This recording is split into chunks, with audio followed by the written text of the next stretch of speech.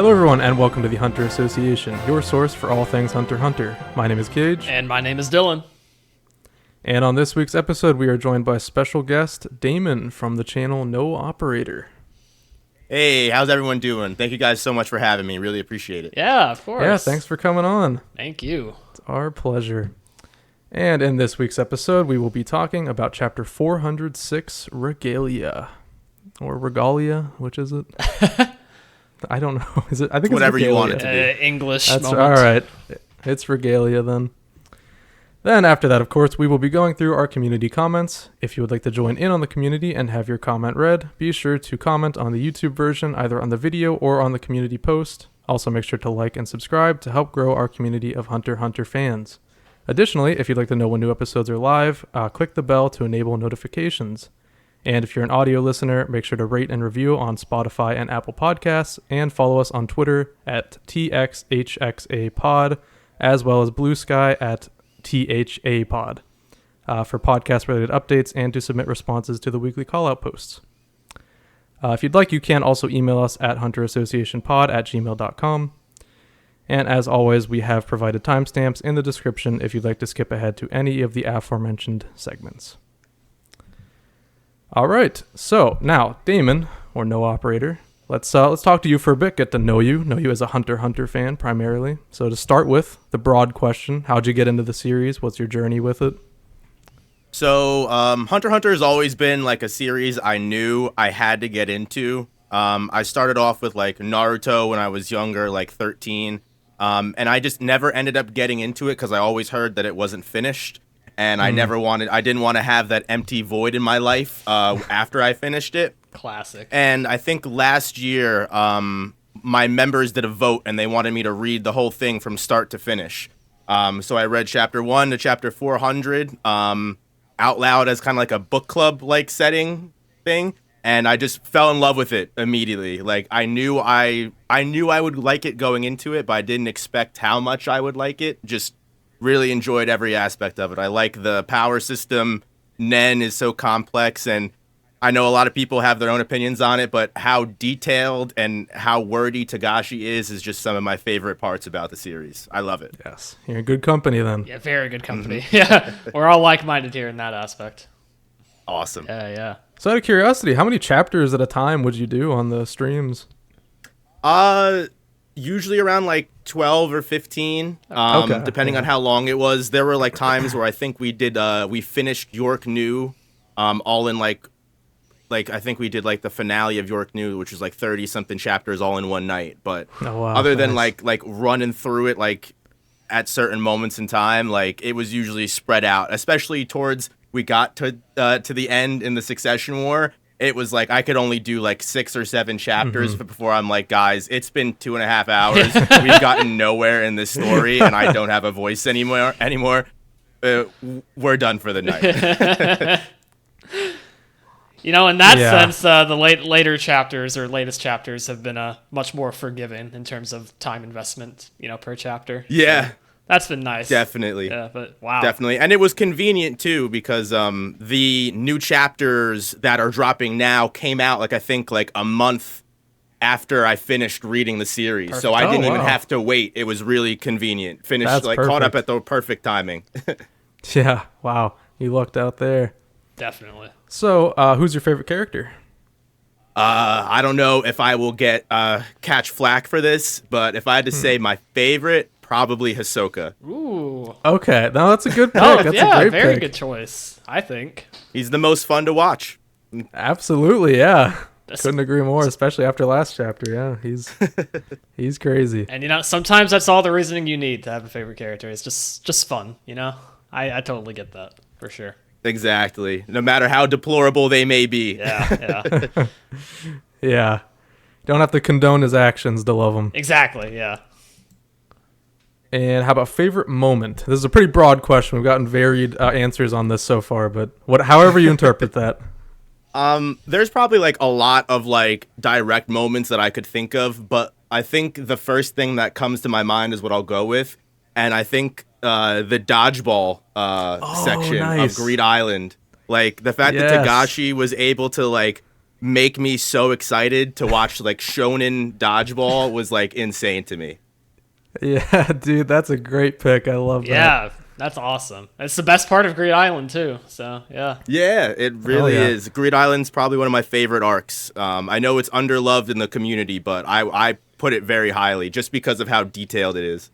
Oh yeah, 100%. Especially in the manga with all like the card explanations and stuff. I've always loved that. My chat was mad at me because I literally went through every single card spell. They were You don't have to read this. And I was like, no, I want to. Oh, wow. Dude. That's awesome. Yeah, admittedly, I'm not like super high on Greed Island as like maybe you are, but like it's really interesting to me to see this kind of like resurgence in like Greed Island, like how much people like that arc now, kind of in modern times compared to like maybe a decade ago when not everybody loved it, to say the least back then. I feel like from my perspective, maybe Kaige has a different viewpoint on it. That's one thing that I've noticed, like getting into the Hunter x Hunter community so late in the game. Is like my opinions and things that I form just from reading it so like new are like sometimes so different from what people have like thought or like been thinking like for the years they've read it. Like I know Leorio is a very like big character for everyone. By the end of the series, I was kind of like, he's not my favorite, and I get flamed every time for it. So it's like it's so funny seeing like how people that have grown up or like been reading it and probably read it when 380 cut off and then they had to wait for so long. It's so funny to see the dynamic, and there's such a stark contrast in the community, but it's when you write a crazy world like it, that's what's going to happen. Everyone's going to take their own interpretation. Yeah, definitely a new gen, old gen kind of thing for the fans. It's just interesting for me to observe now at this point. That's what I'm trying to say. Oh yeah, for sure. And is your favorite arc anything other than Chimera Ant? Are you the one? So, like, Chimera Ant is probably where I'd say I had the most fun. But honestly, depending on how this arc shapes out, it's probably gonna cap it 110%.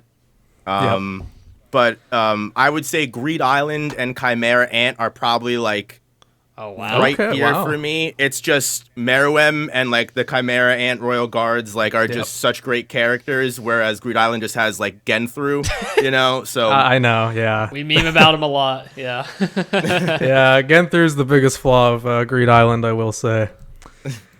But yeah, one day we'll get a different answer to that, and that seems to be the common thing too. Is like, this arc could surpass it, but we're not there yet.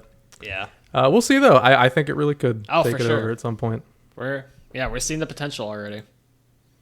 100%. All right. Well then, in other news, in the news section, we have none at all, except Togashi has finished inking chapter 424.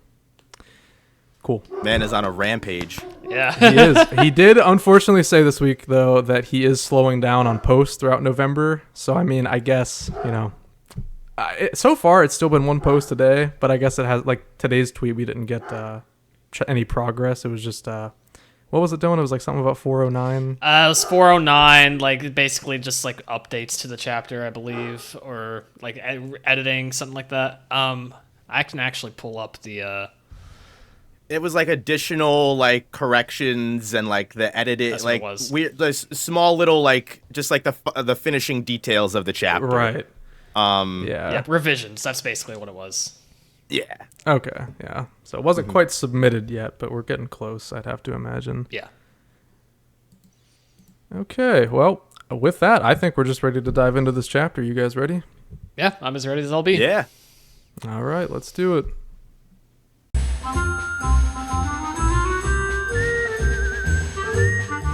All right, everybody. Welcome to chapter 406, Regalia. Be sure to read along with us by visiting viz.com/shonenjump or by downloading either the Shonen Jump or Manga Plus app. It's free. The last 3 chapters are all free, so please feel free to read along with us. So, we start exactly where we left off. Team B here is heading in to through the door, through a hallway, and Fink starts off by saying, "This is a tight squeeze." And then Maor, right? Maor. Wait, who is this? No, this isn't Maor. Is it? I think it's Tajao or something like that. Tajao. That's it. Tajao. Sorry. I confused. Who's Maor again? Who is that? I forget. Whatever. They look similar, I think, in memory at least. Anyways, too many people to remember at this point. I don't blame it sure is. Anyways, Tajo says, we're weaving between gaps of the building. And he says, oh yeah, Nobunaga, I'll keep your sword for you when I head back. I gave you official IDs, but the military won't turn a blind eye to such an obvious weapon. And here's an interesting line. Nobunaga says, what? Why am I singled out? Dude, I just made this. So, is it a Nen sword? Is this related to his Nen ability that we don't know yet? Or can he actually just make swords? It's interesting. I don't know. Yeah. People are starting to get an answer, I guess, like, hey, why does he have his sword back? That shouldn't have been a thing, you know? Yeah, so. We're getting somewhere with Nobunaga here. That line stood out to me. Mm-hmm. He says, I'm not going. Fink says, listen, will you? Yours is the only obvious one. Then Phaeton says, makeshift fake anyway. Tajo continues and says, it's up to you, but Tier 2 has a lot of young, inexperienced soldiers. They may just shoot you. Then they get to a hatch, and somebody says, a hatch. From here on out, things will be a bit rough. And they open the hatch, and what do they see, Dylan? They see the whole of the ship, essentially, and it looks crazy. This is a crazy, detailed spread from Togashi here. Yeah, it looks awesome. As Tajo puts it, we're next to the hull of the black whale, and you just see all the different, like engines or whatever. I can't exactly pinpoint what these are necessarily, but these are the inner machinations of the ship essentially that we're seeing. A lot of roaring and whirring of these machines essentially. And we just see the stable beams. Yeah, exactly. And we just see a big curvy staircase leading up to essentially a higher tier. Is the implication. Looks really steep too near the top. That looks tough to climb. Very steep. No barricades. No railings. Just yeah. That is very dangerous. It literally looks like the planks of wood are just kind of glued to the wall. It looks very unstable. It really does. Yeah, it almost becomes a ladder near the top. It looks like. Yeah, it does. Yeah, there were no safety precautions taken when making this black whale whatsoever. No. None. They said cut all the corners you need to. Yeah. But Tajo continues saying, keep climbing these stairs and you'll get to the top of tier 2. So, these stairs are leading to the next tier of the ship. Yes. And what do we got on the next page, Damon? All right. And as they keep, ascending these winding stairs here, Finks goes, P.U. takes me back, just like the cesspit back home, which I could never imagine how a cesspool would be nostalgic, but okay, good for him. Yeah. And what did you call him? Tajo? Tajo. Okay, yeah. I was always mispronouncing his name. That's all right. Tajo says it's dripping with waste products from the 200,000 souls on board. Recycling and sewage treatment facilities are between tiers 4 and 5. So, tier 5 is below even the sewers. Nobunaga says, Kaar and Shiyu manage the treatment plants? Tajao says, that's right. Some things are convenient when you're the one handling the trash. Which I thought it was crazy that, even tier 5 is underneath everybody's, legitimate just sewage. I know it smells down there. I know it smells bad. Yeah. So disgusting. And Nobunaga says and follows up with this thought process and says, but the actual work is left to subcontractors and running that is left to underlings, right? They're not going to report to you every time subcontractors change, which makes Tajo realize what Nobunaga's kind of putting down. And he says, are you saying that the Hei-Lee? And Nobunaga mentions he's got a reason to turn back now, because essentially Fink spells it out for him. If you replace the waste treatment personnel, they're free to kill all they want, which means, because I'm pretty sure they mentioned the Hei-Lee, Kaar, and Shiyu family all have access to their own passage in between the tiers, correct? Right. Mm-hmm.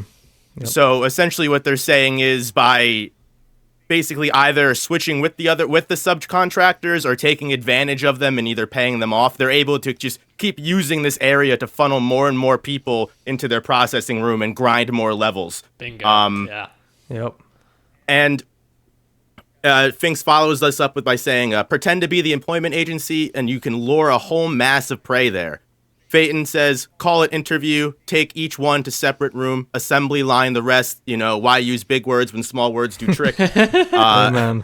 And I think it's beautiful that the Phantom Troop, almost at every turn, this arc is like even flooring the supposed underground mafia with like how evil they can be and how quickly they're picking up on the Haley's plans, because Tajo's like, geez, just being with you guys, it makes me think that I'm the model citizen here. Yeah. Yeah, like it is kind of wild, like even from the outside looking in, like, wow, this is so like normal to the Phantom Troop. It's like, oh yeah, this is what they're doing. Yeah, this is very screwed up, but we know what's going on. It makes sense why they're so worried about them even just being here, and they're let's do our best to get these guys out of here ASAP. Yeah. Mm-hmm. But Nobunaga found his excuse to not have to get rid of his makeshift blade, and he can go back down. He says, I'm going to head back. I'll ask him stuff if I find them. So he's going to supposedly try to find the subcontractors and see what's going on with that. Meanwhile, he says good luck to Phaeton and Finks. And Finks responds with sure to the good luck. Got any tips for us regarding their hideout? And this is when Nobunaga drops the bomb on them. Oh yeah, the guy protecting it is a counter type. Attack him and you'll trigger some invincible nonsense, so be careful. Once activated, Nen dolls that look like security robots will kick warp you away. The door between rooms A and B in the floor plan I gave you is the warp point to tier 3. And Fink says, shouldn't you have told us that first? We can't attack at all? But I think it's interesting, I don't know if any of you guys picked it up, that Phaeton is the one that is completely cool with this, and he says let them attack first. Legit self-defense should be okay anyway. As the one guy that has the counteractive, reactive Nen ability based off of how much damage he gets dealt to him. He's like, sure, they can attack first. That works for me. Works for me, yeah. Doesn't bother him. Yeah, he's very game for that. But yeah, it's I find Finks' reaction here very funny. He's like, he just wants to punch things, but he can't now. Exactly. Yeah, he does. And then the bottom of the page, I think, is it cuts back to, I think, the Haley hideout, which is what they're talking about, and then it goes back to you. Yeah, so we are now back in the Haley hideout, and we see Henry's, what was it? It was like a clam? It was like an oyster. Yeah. Oyster, yeah. Turns back into the transmitter, and it's beeping again. Wonder what implications that could cause. It's interesting that that's being showcased. Like, it is, yeah. Especially with what comes after. Yeah, definitely. So yeah, we cut to Henry with, oh God, what? I forgot already. No, what is his name? I know it. It starts with like a K, right? I won't. I'll give you a chance. I don't want to tell you. Let him figure it out. Hold on. I got it. I think. Got it, guys. Wait. He's got it. Hold on. What faction is he from? Is that GU? Yes. Zakuro. There you go. Not a K. He had a K in it, Yeah. so that counts. It was in there. So one of them is saying, it's getting really crowded. They're here to send off Halkenburg. He was popular with the people. Henry asks Zakuro, where's Lynch? And Zakuro says she had something to do back at the office. Yeah, back at the office. Right. Henry says, the Haley got away last time when the military intervened. Next time we see them, catch them and have Lynch make them talk. Continues and says, asking them about their own traps is the most efficient way. And then there's some commotion happening in the background here. And we see Lynch. Not looking great. No, she looks kind of dead to me. I don't know about you guys. Well, she might be dead. I'm not sure. Maybe we can speculate about that. We then flip the page to see her in a body bag about to be zipped up. So I guess there's our answer. I guess she died. That's a shame. What a shame. In the trash room area where, she was left dropped by Bonelinov, if we remember from the last chapter. Her head's on backwards, by the way. I just realized. Yeah. I didn't pick that up until now either. That's man, Bono. What the hell, man? Bono thought she was an owl and found out the hard way she was not. That was a much more brutal death than I anticipated. Okay. Yeah. We found the military personnel, I believe, is saying we found her during our final sweep ahead of the funeral procession. We knew she was GU, so we contacted you first. Henry says, thanks. Then says, or continues saying, a complete cervical fracture. This guy knew what to do and did it fast. He's a pro. That is the Phantom Troop for you in a nutshell. Oh, yeah. Henry then says, a war's broken out. A Haley hitman probably got her. We'll take care of the body, so don't write it up. As Henry is carrying Lynch's corpse over his shoulder, just very casually. Yeah, really casually. He then starts talking to Zakuro. Just to clarify, you split with Lynch after Hisoka left, right? Zakuro says, yeah, he knocked us both out. If Hisoka did it, he would have killed both of us then. Fair enough. Fair observation. Henry then says, true. What if Lynch went after Hisoka on her own? Zakuro said, no, I would have been able to tell. She's really transparent that way. In fact, as Henry is intently listening, Zakuro continues, I had just woken up and I was woozy. But thinking back, Lynch was uncharacteristically calm. She wasn't the type to be worried about my well-being right after someone knocked her out. And then that's when Henry realizes something from what he's saying. Someone else. Zakuro says, what? Henry continues, if Lynch was someone else, the real Lynch was already dead. After Zakuro's just like, huh? What are you saying? Yeah, Henry says the real Lynch was already dead, and if the one who woke you up was someone else. Zakuro is still very confused right now, saying, you're saying someone was disguised as Lynch? Henry says, maybe. If that was Hisoka, why would he do that? And then Zakuro's having a mental breakdown at this point, trying to figure out what the hell he's implying. Poor guy. Yeah. 2 types of Nen users. Yeah. Yeah, no kidding. No kidding. He says, wait, what? I don't get it. That wasn't Lynch? Hisoka was disguised as her? No, he's much taller than her. Oh, wait, Lynch and I were just talking about that. It would make more sense if she were being manipulated. Henry then says, true, I've never met anyone who can change their height. But if Hisoka was a manipulator, what's the point of getting her to wake you up just to tell you she was going back to the office? If she had disappeared without a word, we'd have to think of all sorts of possibilities. Wouldn't that be better from the enemy's perspective? Zakuro says, well, maybe he wanted to box us in? And, yeah, I guess take it away, Damon. And so how do you pronounce him? Heinrich? I've been saying Heinrich like he's a German guy. We say Henry, but okay, maybe I'll go with what you guys say. Okay, honestly. You don't have to conform. You can say things however you want. Oh, okay, fair enough. So all right, I'll go on my own way then. All right. So Heinrich follows up with box us in. Zakuro follows with, yeah, it's inconvenient to him if we think about all the possibilities, so he tried to limit our ideas. That would fit with the manipulation theory. Heinrich says, tell me everything, she said. Maybe it'll give us a hint. Let's see. I heard her voice saying, wake up. And she said, are you okay? And I was like, huh? Says Zakuro. Oh, yeah. And then she clearly said that was definitely Hisoka. Heinrich goes, that's it. That's what he wanted us to limit ourselves to. And Zakuro is smoke out of his ears at this point, losing his mind trying to comprehend this. Wait, we were just saying Hisoka might have been Lynch, but then that wasn't Hisoka? Then who? I want to Big point brain out Heinrich over here. I want to point out. Go ahead. No, I just want to point out really quickly. I feel like this is like a nice little jab from Togashi here about the whole like Hisoka is not Hisoka theories. I like reading it in that way, even if that's not intentional. Yeah, that's a good I know that point. was going around for a long time. Oh yeah. Long And time. we've still got 2 other characters that can change their appearance. So who knows if even this is Hisoka at this point. This is true. 4D chess, maybe. Maybe 5D, honestly, at this point. That's what it feels like. Heinrich answers with, Lynch found out Hisoka was a fake through her ability. That's why he silenced her. You were left alive to tell the rest of us that you found Hisoka, not realizing it wasn't actually him. Zakuro goes, a fake Hisoka manipulated her to trick me?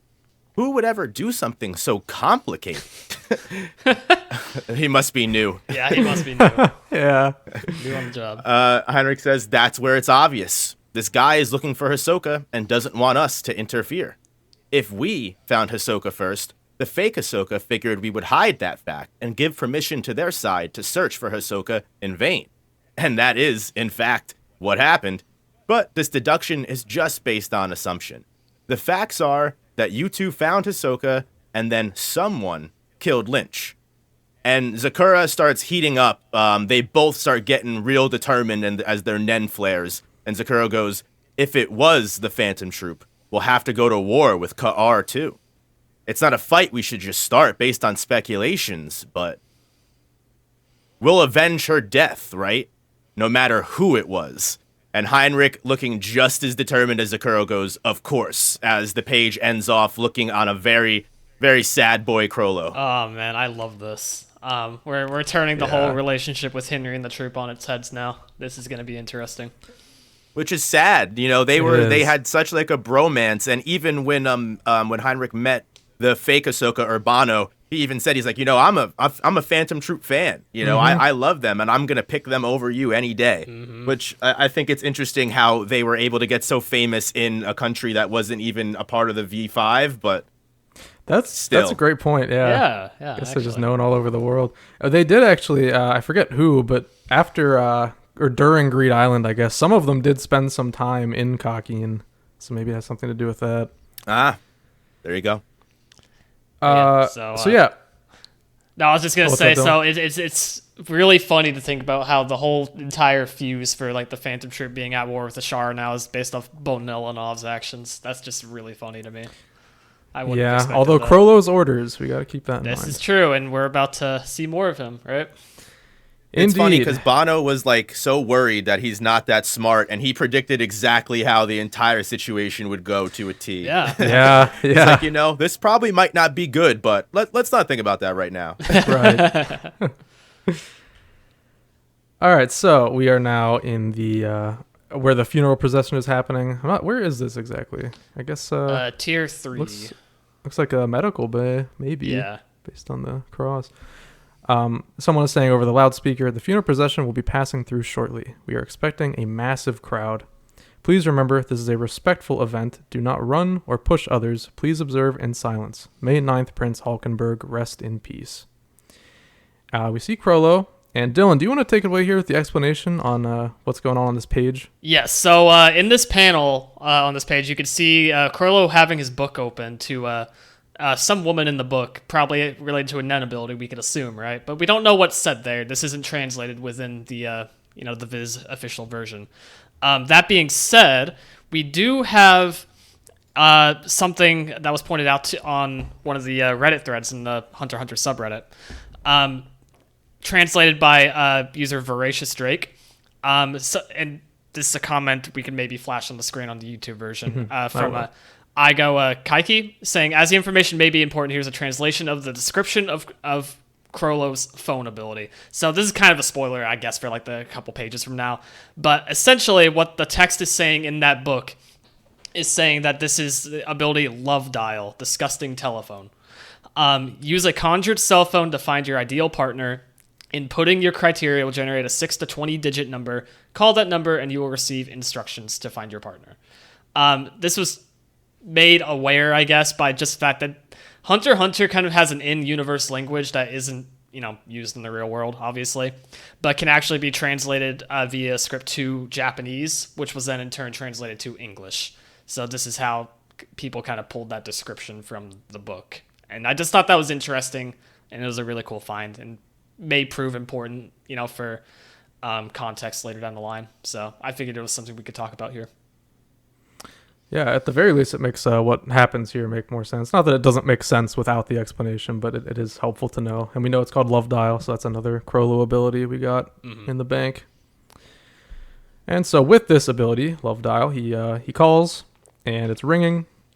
And then it says, the person whose number you have called is not in this area. Please try again later or on a different location. The number of calls you have left today is, and we don't get to see how many. Of course. Of course. Chrollo then thinks to himself, not even in this crowd. Come to think of it, it was the same at Heaven's Arena. Do I try somewhere else with this number, or do I loosen the restrictions a bit? Should I go to tier 1 where they're in the middle of the succession battle, even if it's riskier? There should be far more people with abilities hiding. The succession battle ritual bestows Nen abilities. They use those abilities and fight until there's a sole survivor. Used in this succession battle is Kaige's Regalia, the 3 sacred treasures I seek. Mm-hmm. So we got a lot on this page to kind of Yes, through. we do. So one, we know that he had the phone ability at Heaven's Arena. That's not something we kind of knew about, and was using it for something there as well, which is kind of interesting to me, anyways. Yeah, I can't imagine what at this time. I can't either. Yeah, but it's something to think about at the very least. Always plotting. Yeah.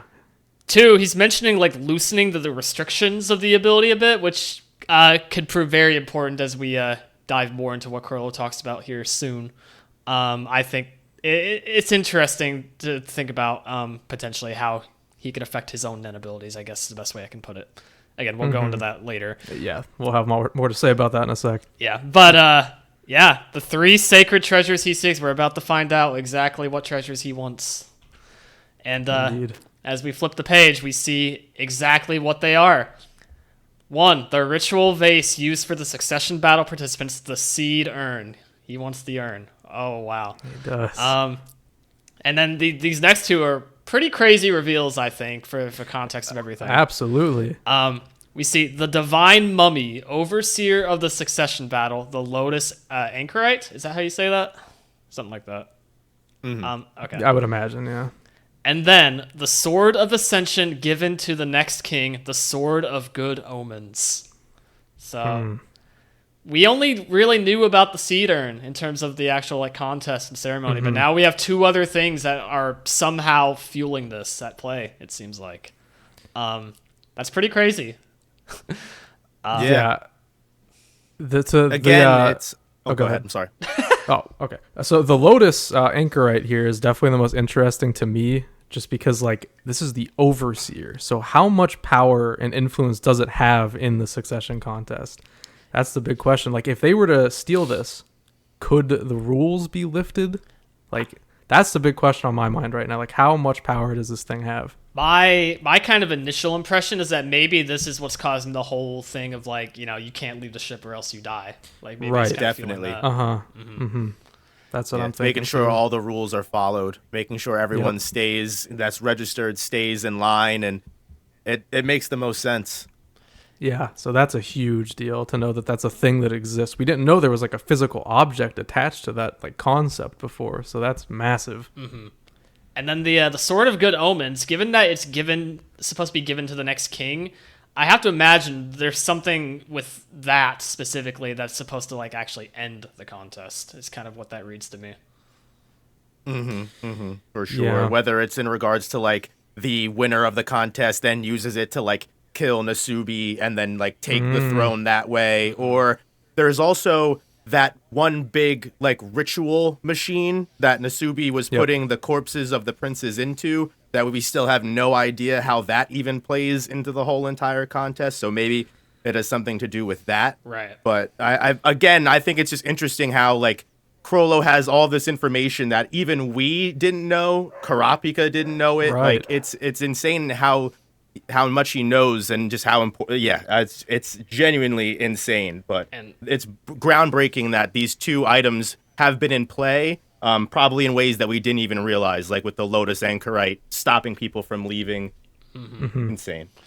Yeah, it's really insane. I can only imagine this will tie further into Karapika's story as well, about how he wants to like end the succession contest peacefully as well. Maybe this is a means that he could use, which we'll talk about some what other people are talking about later in the episode. But there's some theories that are formulating now around just Karapika, the treasures, and Chrollo now, and I'm very excited to talk about them. But getting a little ahead of myself there.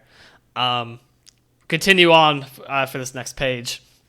Chrollo continues thinking to himself, the royal family must have found out by now, through the mafia, that we're on board. They would never believe we're here just to look for Hisoka, and in fact, we are after their treasure too. Whether they keep all 3 together in one place or disperse the risk is up to Kaige. Therefore, we thoroughly searched for Hisoka and the 3 treasures at the same time from the bottom up. Since neither the Mafia nor the military changed their moves much, even after they heard about us upstairs, it's significantly less likely they're in tiers 3 through 5. So, searching for Hisoka and the treasures at the same time, that's also kind of new information to us. We always assumed that the treasure hunting they were doing was just kind of secondary goal to Hisoka. So, right.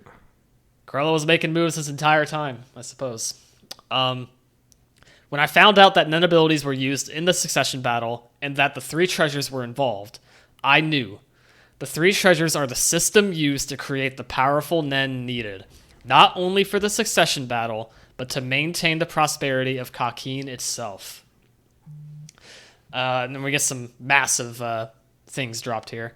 There must be a focal point there must be a focal point, a funeral hall where the treasures are enshrined, which means it has to be in tier 1. Holy treasures, literally forming the root of Kaige's prosperity, would be guarded more strictly than the king himself. The greatest prize to steal. They would undoubtedly satisfy the conditions required to upgrade Skill Hunter. Whoa. Yeah. That's a massive thing he's going for there. Yes. So it's... Yeah, this is going to be tying into the ability that he's trying to steal, as we'll learn here in a second. Chrollo continues, that's the power I need to kill Hisoka for good this time. In order to steal such a rare and powerful ability and put it in the book, I have to achieve stealing a national treasure level item before the usual activation conditions.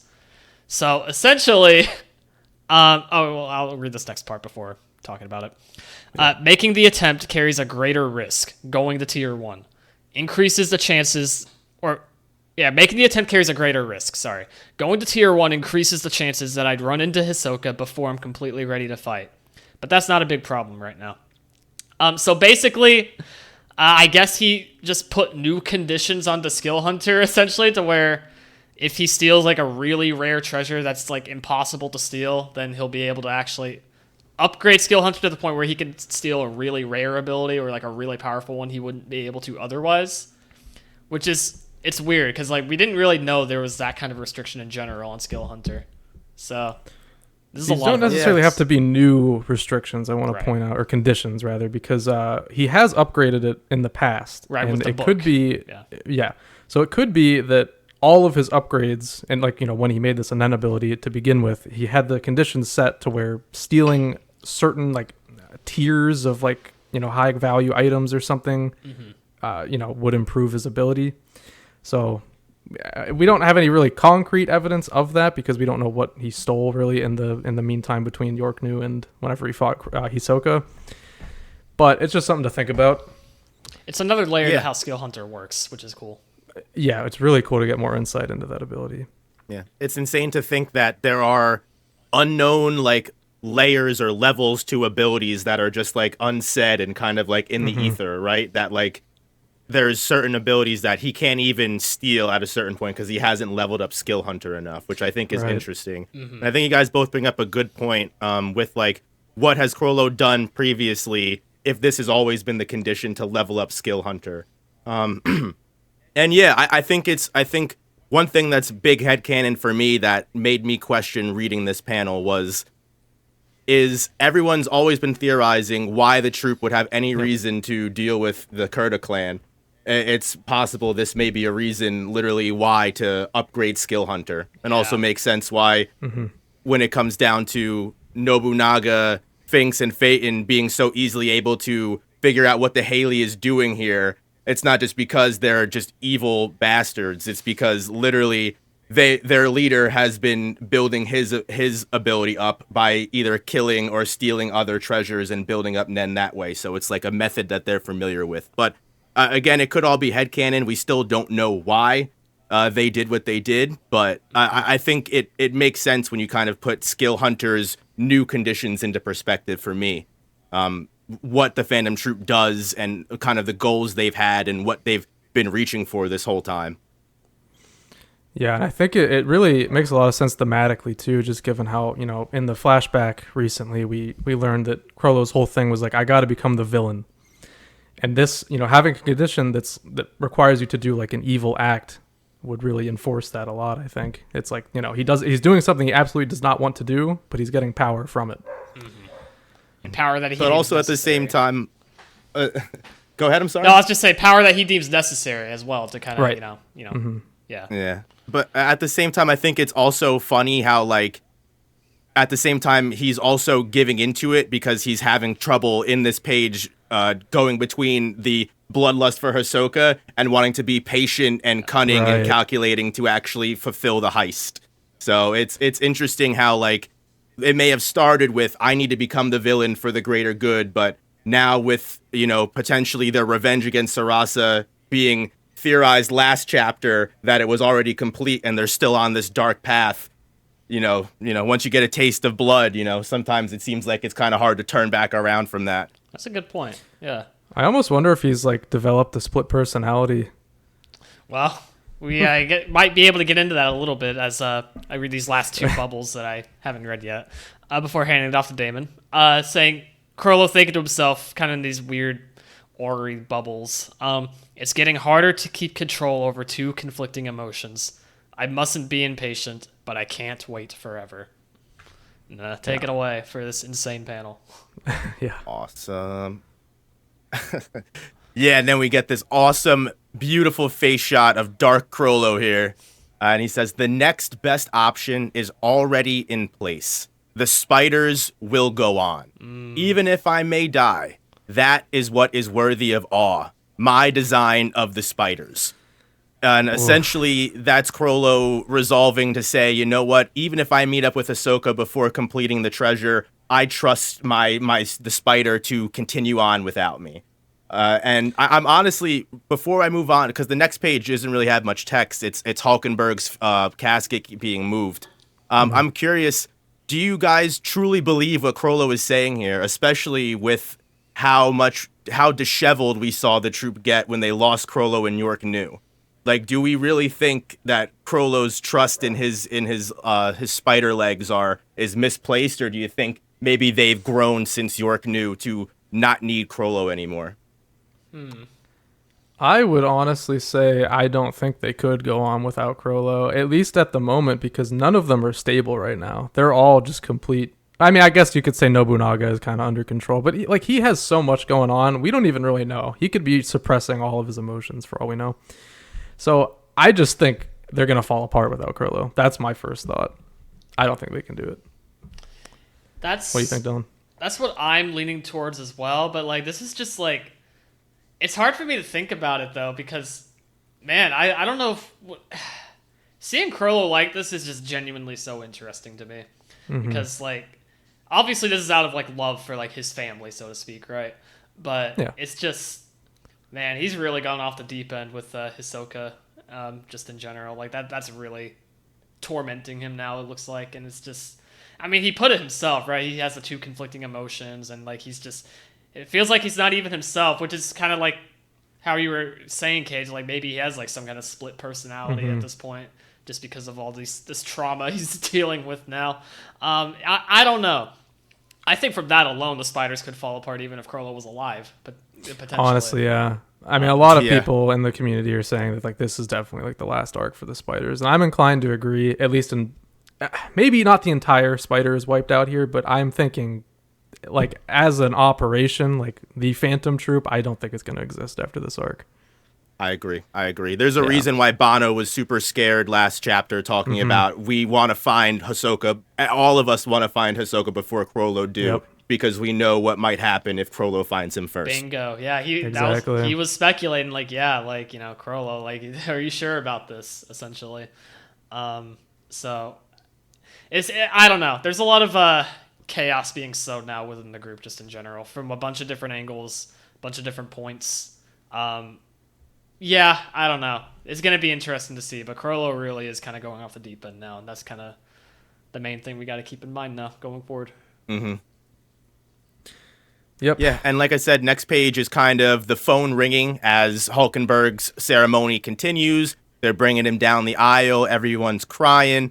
Meanwhile, Chrollo could care less about what's going on, and we shift to the next page. Yes, and we see the phone telling Chrollo, the person whose number you have called has been found, but it is out of Nen range. Please change your coordinates and try again. The number of calls you have left today is, and again we don't hear. And then Chrollo thinks to himself, so, upstairs, as I thought. So. Oh boy. He's going to tier 2. Chrollo in Succession War. Yeah. He's coming. That's wild. Oh, man. Far earlier than I would have anticipated. Yes. Yeah, I'm not sure what to expect now going into these chapters if Chrollo's about to get involved in the succession contest. That's how do you even do that as Chrollo? Like, I know he's Chrollo and like he'll find a way, but it's so hard for me to imagine the succession contest as it is right now with like Chrollo just like chilling around, like nobody's gonna notice this guy and try and attack him. Like, I don't know. The blind confidence is remarkable. Yeah, actually. It is. Yeah. And man, all this, and now we are at Halkenburg's funeral now, by the way, guys. So What's I mean, this is gonna be insane. I don't count your days, Benjamin. Yeah, maybe. Yeah. So like Chrollo, I just don't know what to think right now. Is he gonna go now, or is he gonna kind of start some chaos in the funeral before he goes up? I don't think he really cares about the funeral, to be honest. But I mean, just the fact that he's there and chaos is about to start happening around him, I can't imagine he can just avoid it. It's symbolic almost that this is all happening while the funeral is happening, because like it feels like multiple bombs are about to go off, essentially. Mm-hmm. But I do think Chrollo probably isn't trying to do anything here specifically. If anything, the implication to me is that because there's so many people around, that was just a prime opportunity to use the phone and kind of see if the person he's looking for is in that vicinity. Which is why he got the confirmation here. Like, the person's been found, but is out of end range. Like, so, okay, It's nobody here. It has to be someone above. It has to be, yeah.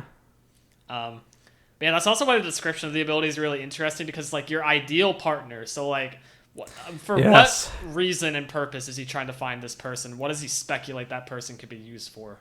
That's the question. And now he doesn't know who it is, right? No, I don't think he does, yeah. Karapika, maybe? Maybe.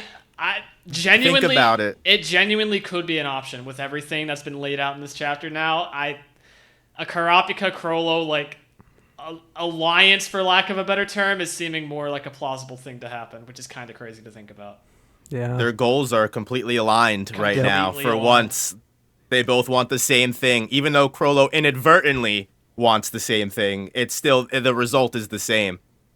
So I think it'll be very interesting to see, because it seems like for how dead set Chrollo is on finding Hisoka, I'm curious to see how him and Karapika would even interact, because I feel like, will they be able to both look at each other as like, all right, this beef is squashed. We have to figure something out. Or is Mizystrom right when as soon as he found Illumi and Kaluto, he was like, don't let Karapika know you're here. Please, don't let him know you're here, guys. He's going to freak out. He's already on edge as it is.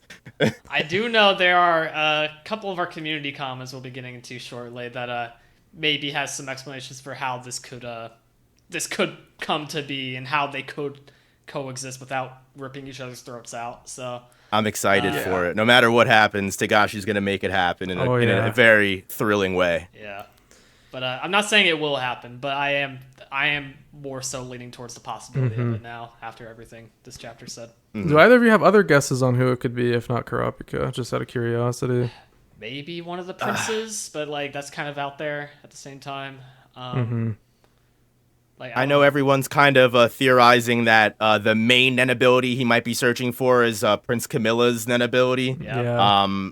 Just because that would definitely make sure there's no way for Hisoka to come back. Yeah. I've also heard theories that he is also searching. I don't know how he would know that Karapika was on the boat, but if he was searching for like Steel Chain or something like that to definitely steal an ability, but I don't know. Honestly, my only other theory would be he's just trying to make sure he doesn't run into Hisoka.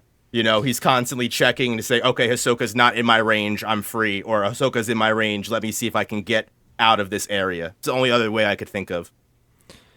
Yeah, and it's going to be tough to avoid Hisoka because, I mean, Tier 1 is smaller than all the other tiers for one, and Much smaller. he is there, and Chrollo knows he's there. I mean, at least he's 99% sure he's there. That being said, Going up there is quite the risk. That being said, Chrollo still has to get through tier 2 to get to tier 1. So, like, he's not going to get there immediately still. No, yeah, something's got to happen here. I can't...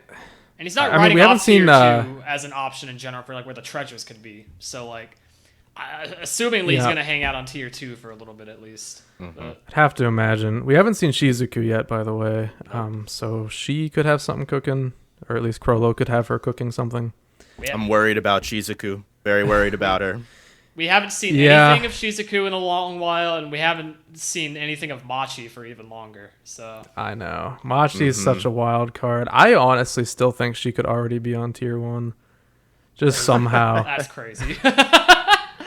Oh, man. Crazy. I don't want to mention it because I don't know if it's in one of your comments, but has anyone talked about Shizuku's fortune possibly coming true this arc? I'm not sure if we got any comments about it, but go ahead and talk about it. Yeah. So everyone has kind of discounted me when I say this because, of course, Neon Nostrad's fortune-telling ability, the fortunes are supposed to expire after about a month or so. I believe there is that restriction and limitation. But something that I thought was interesting was that Togashi thought it was important to bring her up randomly when the troop was splitting up the first time. Say, oh, maybe you should read our fortune. Oh, I can't. I lost that ability. Is Neon dead? And if she is, let's say, for example, Shawnark's fortune. Shawnark's fortune, if you go back and read it, I'm sure if you find it, you might be able to put it up on screen for the YouTube version. But Shawnark's fortune literally said, when you answer the phone, you'll be at your most loneliness and you're going to die. Is basically what Shawnark's fortune was. And even though the month time limit expired, what happened? Shawnark died to Hisoka while he was on the phone with Chrollo. Right.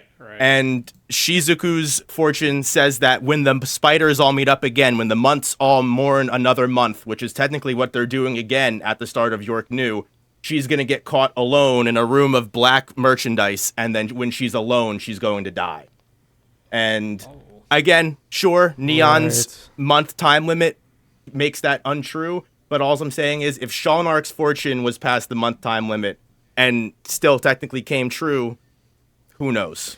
Yeah, I've always kind of thought the month thing is kind of like, yeah, it was stated outright, but it just doesn't seem to be the case. It just like there's too many things riding against it. Yeah, so I did pull up the fortunes here. So Shizuku's exact fortune is: in the chamber of treasure ill-gotten, there is no choice but endless sleep. Your greatest fear should be solitude. Your greatest fear should solitude be, lest upon your lonesome form he creep. Oh. So that definitely doesn't sound good. No, not at all. Oh, poor Shizuku. No.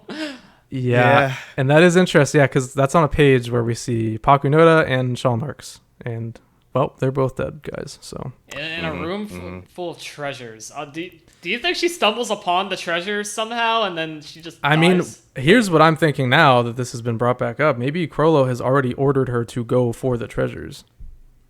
Oh, Chrollo, you sick if they're bastard. searching it simultaneously at the same time for everything. She could already be after it. Her death could be coming up real soon, honestly. You sick bastard, Chrollo. Why would you do that? You knew that fortune. Oh, that's crazy. Wow. Yeah, I never even thought about that. That's pretty eye-opening as a possibility. Yeah, maybe like Neon's death imposed like post-mortem, and maybe that's why the fortunes were expanded. Oh, Who man. knows? That's a good call. That's really good. Yeah, if she is dead, I still have a hard time believing that, but who knows? Maybe. Yeah, there's a possibility Kurapika also found a way to remove, or get her ability back in some way, shape, or form, because we know he was still with the Nostrad family up until this point. So I also kind of I'm 50-50 on if she actually died or not myself. I wish we had more details about the modern day Nostrad family. I know, it's really frustrating. We don't know anything really. It'd be what it'd be, I guess. But all right, well, just general thoughts, I guess, before we move to the next segment. Each of you, what did you guys think of the chapter overall? I can start with you, Dylan. Okay, yeah. It was a great chapter. It feels weird because like last chapter was just like bombshell after bombshell, right? And I don't think this chapter reached quite that level overall, just like the sheer amount of like volume of bomb drops, so to speak. But just the fact that we know that there's more than just the cedar, and that's at play here with the succession contest, like it flips our entire perspective on just how it works on its head. And it's really, again, we say this literally every single week, but it feels like the fuse is lighting, and like the bomb will explode at any moment now, where like everything just goes to hell. And it's only cemented further by like, seeing the funeral happen while Chrollo's making his moves, and the Phantom Troop are about to be at war with like literally all of the Mafia members at this point. Like there's so much that's about to happen. We're just creeping up on it at this point.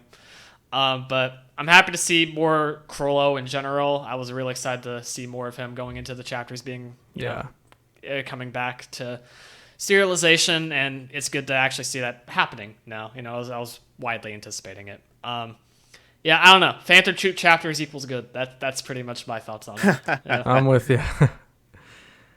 Yeah.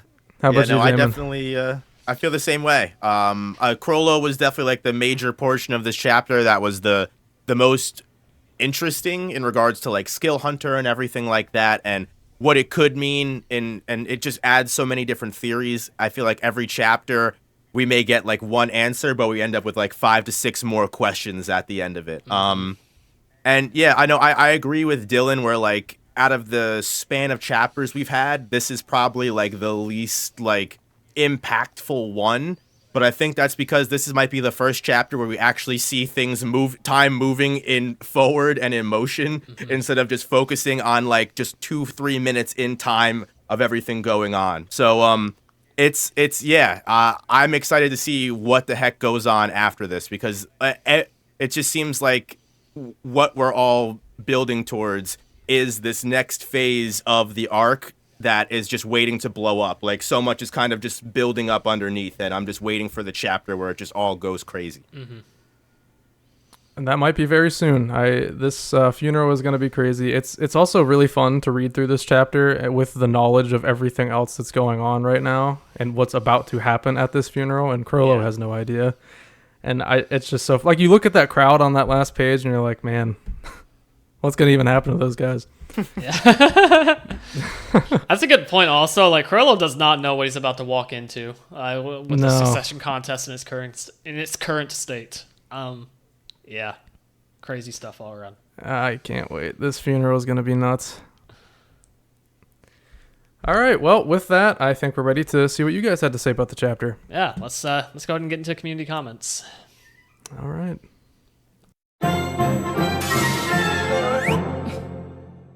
Okay, and now it is the time for the community comments section. We get to read your guys' thoughts about the chapter that you submitted via the community posts and or Twitter and Bluesky. If you are interested in sending your responses for any of these chapter releases going forward, be sure to keep an eye out every Sunday morning for those posts.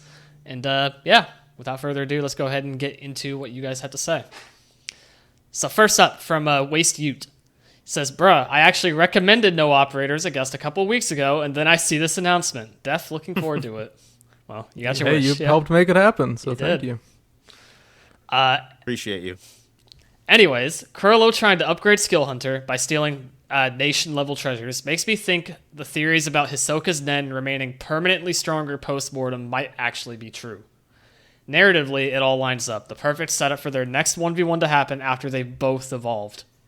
Hisoka would be upgraded not due to post-mortem Nen, but rather because Togashi's Nen chart directly says users can reach new heights of Nen proficiency through 1, extreme training, like Netero, 2, luck, or 3, circumstances. Hisoka's near-death could for sure be explained as an extreme circumstance, pushing him to his peak where now he's truly grasped the essence of his Nen use and bungee gum, plus texture surprise. Just like Gojo from JJK, who, when Toji almost killed him, immediately after was able to develop Reverse Curse Technique, Hollow Purple, and Auto Infinity since he finally grasped the true essence of Curse Energy at the verge of death. That's true, yeah, it is like that. Togashi... Zenkai boost. Yeah. Yeah, Zenkai boost. Togashi may be going for what doesn't kill you makes you stronger. So... maybe onto something, yeah, I like that. Yeah, that's a very good perspective. And also very good showcase even further of how Hunter x Hunter kind of helped inspire JJK as well. I always like Yeah, thinking about that absolutely. specifically. Definitely. But yeah, no, thank you for the comment. Yeah, I definitely see a lot of your points there, and I think a lot of it does line up. Yeah, 100%. I really like that comment. All right. So next comes from Please Clap, who says, so Chrollo put a condition on Bandit's secret where it evolves if he pulls off a heist. Or this heist. But it doesn't change the requirements for him to steal a technique. My guess is that this upgrade is something like the bookmark he added. Yep, exactly. Where it'll upgrade his combat efficiency and potentially allow him to use techniques he couldn't really use before, like how the bookmark allowed him to use techniques requiring 2 hands. Oh, yeah. I'm completely on the same page with you there. I think that's a very intentional, similarity there. So that makes me think maybe like an alternative purpose as well is for like abilities that are already in the book, like he's just able to use to a bigger extent, even if he's also allowed to steal just bigger abilities in general. Maybe it's kind of like a double-faced statement almost, where like he says like, yeah, he wants to steal stronger abilities, but maybe it's that he could steal it, he just couldn't use it, and upgrading will allow him to use it. Oh, that's a good thought. Yeah, like he already has some crazy powerful ability in the book, but he just can't use it right now. Yeah, maybe. No, Yeah, that's a not really bad. good point. Yeah. That's a really good point. I also thought when I was talking about this yesterday that it's also a high potential that not necessarily to steal a powerful ability, but to reduce the number of conditions he needs to steal an ability, because he's got those 4 insanely complex and like somewhat requiring cooperation on the other side to steal someone's ability. If he could cut out 1 or 2 of those conditions, then he can steal abilities much easier, as opposed to, going into the succession war and saying, hey, Camilla, want to give me your Nen ability? And her being like, sure. Right. Yeah. That's a good point. Yeah. Yeah, that's really good. It's just like a way to it's more forcefully take it. Maybe not. I can't imagine it being like literally as easy as just, yeah, here, I'll take this. But honestly, maybe. I don't know. It depends. Like, because this is crazy treasure we're talking about. Like, stealing this is wild. This is like ethereal treasure. It is the foundation of the Kakian Empire, essentially. So. Yeah. Yeah. He's like ruining a whole country if he steals this. So that's Yeah. gotta count for something. It's about as big as you could get. Yeah, absolutely. All right, you want to take this next one, Damon? Yeah. So this is from Me Nin 1824. There are 3 things that stood out to me in this chapter. The first is that page entirely dedicated to the oyster turning back to the transmitter. This has to mean something big. Either this is a sneaky flash forward and it turns because Heinrich died, or the Haley find it and set a trap. The second thing is that, or do you guys have any comments on that before I move on? You can go Keep going. Yeah. Okay. The second thing is that tier 5 is below sewage. It's a little blunt with the social commentary, which isn't a bad thing. That's also something I forgot to even bring up, like the clear, reference to classism and everything. That shows what I He's think about putting those citizens.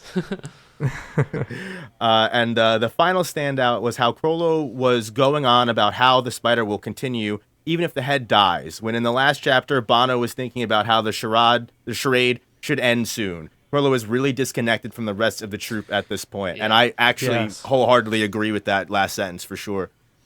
Yeah, that's a great call there. That's kind of what I was trying to get at earlier. But yeah, that's a really great thing to point out. It's ironic, isn't it? How like Chrollo's the one who kind of united all of them in this whole thing, but now it's like he's the most disconnected out of all of them, seemingly. Mm-hmm. So interesting. I thought it was someone mentioned something to me yesterday that even from the beginning, like Chrollo has lacked self-confidence and always put his faith in the people around him. Yeah. Whereas like I think he wanted Yuvo to be the Phantom Troop leader, and he was like, no, we want you to lead us first. And even in York New, we see where he's like, the spiders will be fine. They'll figure everything out without me. And we saw how they literally couldn't do anything without Chrollo. So it's almost like the way that he views things is completely reversed from the way it actually is, where he doesn't see himself as important and thinks the troop will be fine without him, when in reality, he's probably the most important troop member that holds everything together, and he's not even able to see that. Yeah. So it makes sense with him just being disconnected. It just shows like he's just got a clouded perspective. It's definitely a similarity he shares with Kurapika, of like this kind of not having any self-worth or self-value, just kind of thinking that everything will be fine without you. Man, Yeah. the parallels. This is beautiful writing at its, in motion. Almost like the two characters are meant to meet Yeah. or something. Almost like it, yeah. But turning real quick to the whole like Henry comment as well, Yeah. though, about like the oyster transmitter thing. Yeah, that's not something I thought about as well. How that could just be like a sneaky flash forward moment. There is some implication there. It's just hard to pinpoint what it is exactly. Yeah, I really I saw that and I couldn't think of what this could possibly be trying to tell us right now. Like he dedicated a whole page to it. Like it's not. I know it's important. something. Maybe we got some other comments speculating, but I really got nothing. That was so interesting, though. I was told, I think that Heinrich's ability is only able to last for 2 hours. I don't know how true that is, or maybe that person was spreading misinformation. But I would have to fact check that. There is some kind of limitation on it. I remember that much. I will look that up if you want to read the next one, Dylan. I'll find that while you're talking. I can do that. So the next comment is from Page Max, saying, thoughts. Chrollo wanting to evolve Skill Hunter is so perfect and such a nice addition to the Nen system. Chrollo is a model thief. He is good at stealing. He steals personalities, abilities, treasures, and his Nen ability reflects that. But as always, there is always room for improvement. You can't imitate or steal certain abilities, such as Succession War abilities of Camilla requires Zetsu to activate, and Zetsu will undo Skill Hunter. It's a catch-22 situation. That's a really good point, actually. So maybe that isn't the target. Maybe. Who knows? Serenit's ability, which also requires Zetsu. I didn't take into account how Zetsu would just turn off Skill Hunter and make those abilities like actually useless. Yeah, that's a weird thing. I guess we don't technically know if it would work like that for sure, but I'd have to imagine it would. Yeah. Makes sense. Yeah, you kind of cancel each other out. If it goes as far as to like not only let him use the ability he's on the page of, and he had to literally have the bookmark to do anything different, it would make, especially with it just being a specialist ability and how specific it is. Yeah, it makes sense. It would have some kind of condition like that, which might be the reason he needs to upgrade it. That might be maybe that's why he considers it a powerful, rare ability, not because it's just this super strong ability, but because to him it's something he cannot use without the upgrade. Yeah, maybe it Chrollo could be an upgrade to let him use Zetsu during while Skill Hunter's active. That's very possible. Also, keep in mind, like Chrollo's no stranger to being under Force Zetsu before with the whole, York New City stuff. So I mean, hey, maybe he's just sick and tired of having to deal with that restriction. For all we know. Karapika also has that condition of if he fails he's an ability. He's also enforced Zetsu for a week. We'll get into that. I'm just very imagining soon. buddy cop force Zetsu boys. Yeah. There's a comment coming up that'll mention that. Yeah. Continuing with Page Max's comment, though, saying, as noted in Togashi Sensei's Nen exhibition chart, Chrollo is rated as genius/natural level of specialist, i.e. one level below ultimate. So how to evolve Skill Hunter? By becoming a better thief than he currently is. How to become a better thief? By stealing something close to impossible. P.S. This stats, the threat level Hisoka possesses, that Chrollo, who is one of the strongest Nen users, is going to such lengths to deal with him. Yeah, I mean, Chrollo is just going to the ends of the earth to try and deal with Hisoka for good. There's that much bloodlust. Yeah. Yeah. Real quick, the Henry thing about 2 hours is real. Yeah. So it says it can contain enough ore to roughly last 2 hours. So maybe. So it could have just reached its time limit it could be anything literally, but a whole that's page also for that, a possibility. Though, that's just like, Yeah. I don't know. It's really interesting. I'll definitely be keeping that in the back of my mind. I thought it had more to do with like maybe Heinrich like disabled the transmitter as like his way of being like, all right, we're not with the troop, and like or something. But I don't think that's what it is. But I agree with you where it's just it's an ominous page. Yeah, it is. Yeah, we just got to keep it in mind, I guess. For sure. So this next one comes from Baseball Tomorrow, who says, a theory I saw. Oh, this is the one. Okay, so in an attempt to end the succession war, Kurapika will need to help Chrollo steal Kakin's sacred treasures. Kurapika might use a Longhe's contract ability on Chrollo to ensure cooperation. That's exactly what my mind went towards in terms of how can these two possibly coexist without killing one another. And yep, I think that's it. Because I think the one thing that would hold Kurapika back from killing Chrollo in that state as well would be, he has a goal to protect Wobble and all that. And obviously, that's a very important goal to him still, even alongside his own personal goals. So, I don't know. Yeah, that's just a very likely scenario to me, I feel like. 100%. I could totally see that coming to fruition. All right, you want to take the next one? Oh, yeah, I was like, is it my turn? Yeah. It is. Stonebreak Rio says... Stonebreaker when he IO. tries... Oh, Stonebreak... Oh, sheesh. He's a regular. It's all right. We used to call him Stonebreakerio, so... All right. Stonebreaker IO. Chrollo when he... Chrollo. Now I'm all fumbling up. My favorite. All right. Chrollo when he tries to find Hisoka with his nifty little phone ability. I want a monogamous man over 6 feet tall with a muscular physique who has a sadomasochistic tendencies and is generally... What an interesting filter you'd have to put into okcupid.com to find that. Yeah. He said, damn, I hate living here. It's so hard to find guys near me who are my type. I know he may not have been looking for Hisoka in this chapter since he has other things he needs to do first. But anyway, I'm loving that Chrollo's spelling out that he considers Hisoka to be very dangerous, not only to other members of the troop generally, but also to himself. Ever since the Heaven's Arena fight, a lot of people, even those who acknowledge that Hisoka gave Chrollo every imaginable advantage in their fight, have been doubting that Hisoka is on Chrollo's level, and you took the words out of my mouth. Thank you so much. I can't believe how much downplay Hisoka gets from that fight, when, like, I don't think anyone would have been able to handle the same situation that they were put in but him, of all people. Yeah. No, very good point. Probably two of the smartest people in the series going head-to-head. Exactly.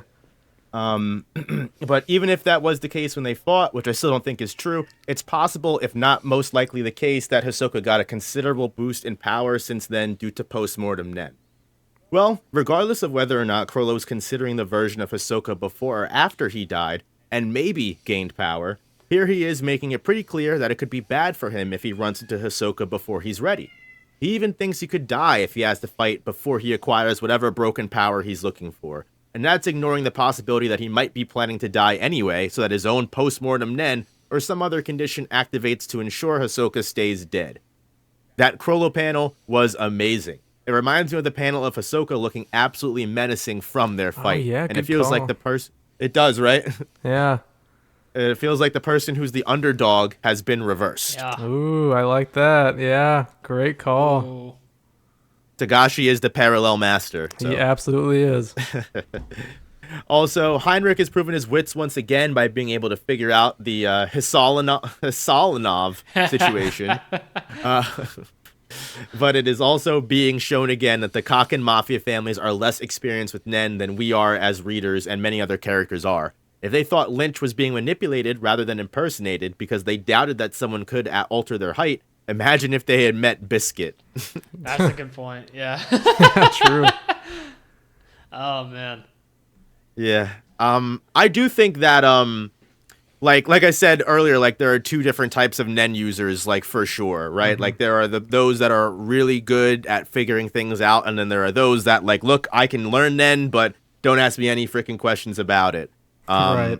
Like you even kind of see it when the Phantom Troop is dealing with the Haley, the Gatame, whatever his name is, the old dude in the room that's like leading the processing, where Finks and Fitton are so ready to just write it off as like, oh, specialist ability, they're just doing too many crazy things. And Nobunaga's like, no, it's two different abilities working together.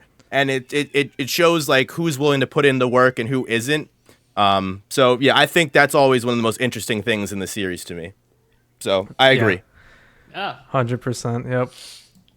And yeah, Henry is just a smart dude. That's really what this chapter reminded me about too. Like he's very intuitive, just like Nobunaga. That's the first time seeing him in this batch. Yeah. Very excited to see more of him now. He's cool. He's interesting. He really is. But yeah, good call on the Chrollo Hisoka parallel stuff too, though. That's very important to think about going forward as well. So yeah, thank you for the comment there. Next up, we have from Aspen Log. I think Chrollo's partner will be Karapika. Yeah, the room 1014 phone may just ring with Chrollo on the line. Oh.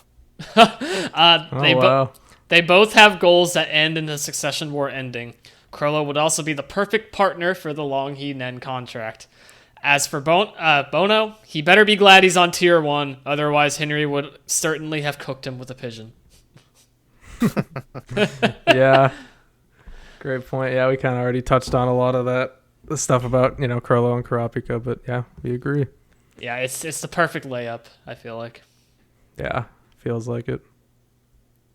All right, next one comes from Yunakimi, who says, chapters just keep getting better and better. 406 is my favorite so far. Incredible art and immense build-up. It's insane. Yeah, I agree. The kind of ability Chrollo steals is quite fascinating. Isn't Love Dial some kind of a Tinder? Yeah. Yeah. He is looking for an ideal partner, and I feel like this is going to be Kurapika. Okay, yeah, a lot of people thinking this. Their goals could align since Chrollo wants to steal the sacred treasures that powered up the whole structure of the Succession War. I'd love to see how Skill Hunter would evolve once conditions have been met, and Kurapika's dilemma once he sees Chrollo with his Nen back. Yeah. Good point. Or Chrollo could just be looking for Morena to create utter chaos while he does the heist of the century. He can use the fun cloth. Hey, owl fans. Oh, hey! OP ability. It is. Underrated. The Zodiacs in Tier 3 might also get into action soon if Hulk's funeral turns into total mayhem. Yes, Zodiacs good call. are there. Yeah. Zodiacs might be coming up soon. Leorio, it's his time. Maybe. But no, that's a really good point about the Chrollo and Kurapika stuff, though, is that, like, where we're saying this alliance could be very likely, and we know how it could work, like, how they could coexist for that time. But, like, man, what would happen as soon as the goal was met and, like, Chrollo gets his Nen back? Like, oh, man, that's weird to think about, too. Like, it all depends on circumstances around that time, I think. Like, who knows? Who knows? Yeah, let's also not even, like, talk about how Hisoka could completely ruin that duo up completely if he even encounters either of them. True. So it's, yeah. Man, there's just so many wild cards in play. Who knows, man? looking forward to the fun cloth regardless. Yeah. It's coming. So this is from Issa. Isaiah Schratch or Isaiah Schratch. It's Issa is how we say it. It's that's Issa. been a whole long thing. This is a reoccurring bit at this point. I'm so sorry, man. We're very sorry. I feel like if Chrollo dies, the only other one who can be the new head of the Spiders is Nobunaga. These couple of chapters, he's shown how smart he is, and the troop definitely going to need a smart person as him as the head. And yeah, what do you think, Dylan and Kaige? If there needs to be a new head, who do y'all think it should be? It's Kaige. Oh, Kaige, I'm sorry. That's all right, man. That happens to me so much. It's just like, I guess just because we're in an anime space, people are thinking that's Kaige. literally what it is. That's literally what it is. Yeah, I don't think the Spider will have a new head, to be honest, after this arc. But if it were to be anyone, I guess Nobunaga. It would almost have to be, I guess. Yeah. I can't think of anyone who else would be a better fit. Nobody else has like leadership qualities quite like Nobunaga has, I think is the main thing. Let me get on my soapbox real quick and let me petition for someone to take the head. I think Phaeton is probably the best option. Phaeton's small words do large trick. But but also the one reason that makes me say that is I'm pretty sure in York New he's the most likely one to kind of like wrangle everyone in. He's the only one that they kind of listen to, at least if I'm remembering things correctly. And for me, I think he's just the only other Nen genius besides Chrollo, since he has transmutation, emission, and conjuration. Be able to put all of that together. I think Phaeton gets underlooked. I think he would be the new head. I don't know if I did a good job of making that case for him, but that's fine. No, it makes sense. I just feel like he doesn't have the smarts to be a leader, at least in the same kind of level, as Chrollo. No one can replace Chrollo. Yeah. No one's coming even close. I guess it could be a dual thing with him and Nobunaga. That could work out. So Nobunaga, I think it's funny because Nobunaga has this recency bias. Everyone loves him. I love him too. But also in York New, like, he's so hot-headed at the same time, right? Like, he so easily lets his emotions get the better of him to where he's willing to even fight his own troop members because they annoyed him or they do something that I'm pretty sure he almost steps up to Chrollo in York New and is like, do you want to go? Yeah, so, you know, I agree. Maybe it could be like a dual thing, 110%. But I think at the end of the day, like we kind of talked about, the head of the Spider ended up being way more important than he ever wanted to be, unfortunately. Yes, There's only one head that could unite them, and if that head falls, it all falls apart. Yeah. I honestly would have said Machi before, but because of how she has completely lost herself, I'm thinking no. But nope. There was a time where I would have said Machi, just for the record. Ever since that Heavens Arena fight, no, not at all. Yeah, no. Okay, next up we have from New to Haven. Uvagan said Chrollo took an interest in the Kurta clan eyes. Chrollo knows a lot somehow and must have wanted to upgrade Skill Hunter by stealing their eyes. I also think if Chrollo dies, he might have some post-mortem Nen that will activate through the troop's spider tattoos. Oh, yeah, I saw this comment. That's good, man. I really like that. That could explain the tattoos. I mean, not that they really need an explanation, but that would... I mean, that's just cool. I really love that idea. It's a cool idea. Yeah, it is. It's the best legitimate explanation to how postmortem Nen would go to the Phantom Troop if Chrollo died. Because I know a lot of people have been saying it, but no one's really been able to make sense of how that would happen. That's like the most credible way, I think, of that actually happening. Yeah, absolutely. Yeah, 100%. Yeah, I really, really like that idea. Yeah, thank you for the comment there. That's a very good one. Yeah. All right. Next one comes from Sloppy Lines, who says, dropping a little Franklin theory. During the York New arc, while the troop members were arguing about the hostage exchange, Franklin brings up that the worst case scenario is every troop member dying, also adding that for as long as a single one of them is left alive, they could recruit new members and rebuild the spider. This, alongside Bonolanov's inner monologue from 405 raising death flags and Chrollo's statement about the spider and his overall disregard for his life in this chapter, lead me to believe that Franklin's line about waiting for Hisoka on Tier 5 is a lie. He knows that Hisoka is in one of the higher tiers and is staying on Tier 5 to avoid conflict altogether. Oh, wow. This is good. Raising his chances of survival in case everyone else dies. Staying true to his ideology by ensuring the spider lives on. That's really, really good. I like that a lot. Wow. That's a great thought because, Franklin should know better that Hisoka is not on Tier 5. He's not going to come to him. That's excellent. That makes so much sense. I really like that a lot. I don't have much to say about it, honestly, but that's great. That's a really good idea. I like that, too. Yeah. Yeah, I don't have much else to add. I think you kind of nailed the explanation for that theory overall. Like, I could see it being a thing, for sure. Yeah, 100%. I like it. Maybe Franklin was the person we should have been looking at this entire time. Honestly, yeah. maybe. Man, Franklin stocks. Yeah. So next comment's from Viral Uno. I can't wait to see Nobunaga reunite with Heinrich. They had a friendship budding, but now that Heinrich suspects the troop of killing Lynch, I wonder how he will treat the spiders. Also, I'm wondering if Dogman and Chrollo are looking for the same person. I think it's interesting that they bring up the first sentence because I also thought that Nobunaga turning around and making his way back, he may end up encountering Heinrich. And that may cause them to get into some sort of altercation or some way. Because I have no idea what to expect with Nobunaga's path going forward now with him turning around.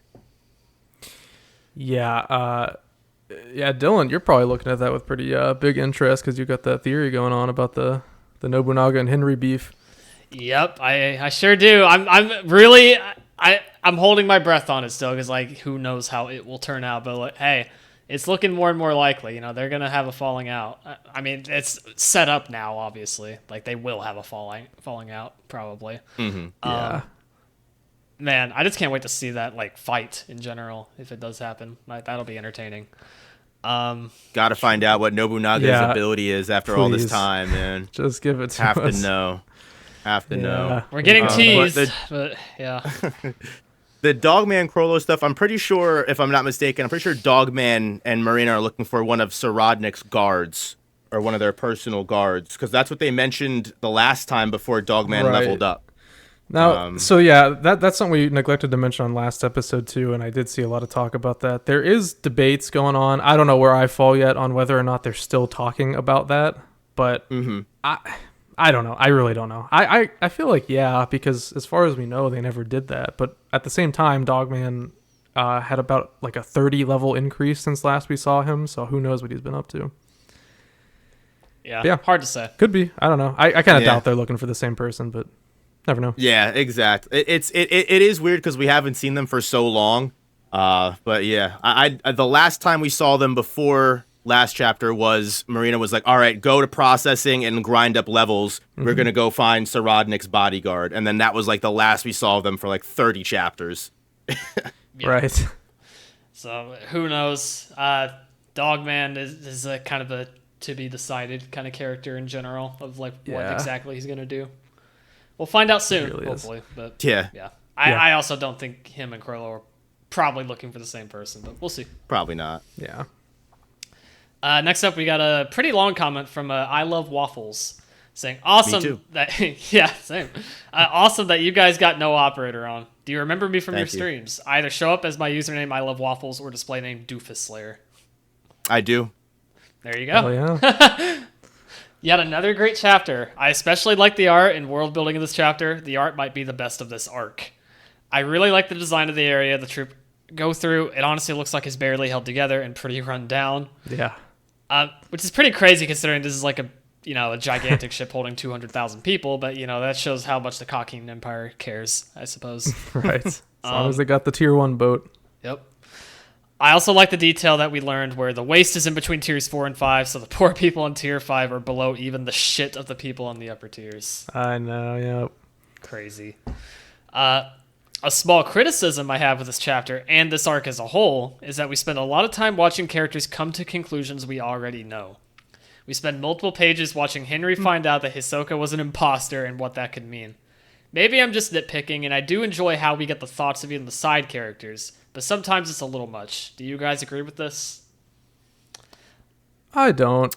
I actually kind of really, I especially here, I really love seeing Henry figure out, what is going on, because, he didn't know before, and seeing him get to that same conclusion in a believable way, I think that's impressive writing too.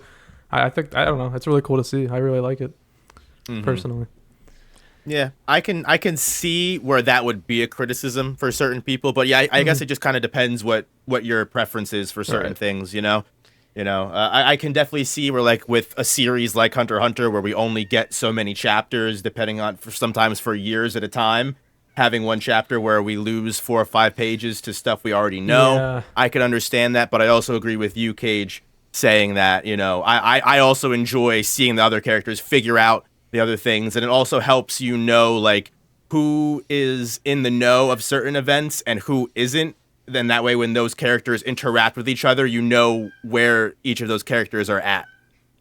Yeah, 100%. I'm in a similar line of thinking, actually, where I feel like it's a nice mechanism to kind of even just give like reminders as to like, hey, like this whole thing happened, It's a really creative way to kind of get like a little reminder in there for a chapter, especially that has a lot of stuff going on, while also just kind of furthering like how logical some of these characters are, and just what their minds go through, and it kind of sets up more satisfying events for what unfolds after their realizations. So there's a lot of good that comes with it. Although I can get behind it that sometimes, depending on the characters and circumstances, it can get a little tiring.